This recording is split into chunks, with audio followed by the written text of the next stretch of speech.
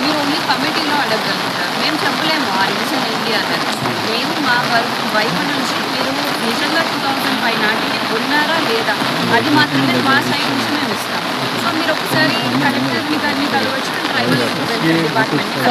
మీకు పట్టా వచ్చిన తర్వాత మీకు పట్టాలో సాగు చేసుకొని ఇవ్వకపోతే అప్పుడు మమ్మల్ని అడగండి.